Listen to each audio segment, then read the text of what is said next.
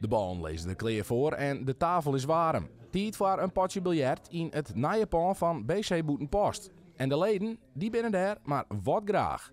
Super, je kan het wel zien als de mensen zijn trots en wordt goed onderhouden met elkaar. Het is echt fantastisch. Het gebouw is van de leden zelf.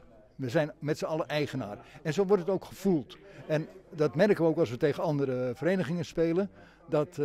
Dat mensen het fantastisch vinden, zoals we het hier voor elkaar hebben. Zelfs het complete college van Achtkaarsplun kwam del om de locatie te besjen. Al je vrijwilligers en die zetten wat eigenlijk een oud locatie, weer oud hok. Meidjes in een IET, dat een prachtige locatie. Wij toch nog als college hier maar weer heen om mij een groot part van het bestuur dit even te vieren.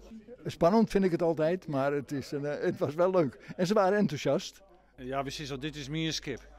Ze kunnen de hele dag wat omlungelen, maar ze komen hierheen, ze sjoggen hun vreun, ze willen even wat, ze had er even een oer.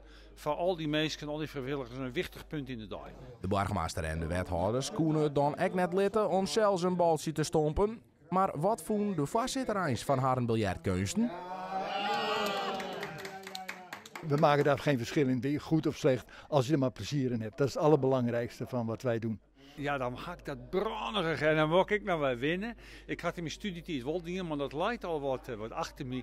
Hé, maar waar weet je, gewoon hier of het zien of zo, ik nou wat zeg ik dan weet ik dat ik hier te plakken.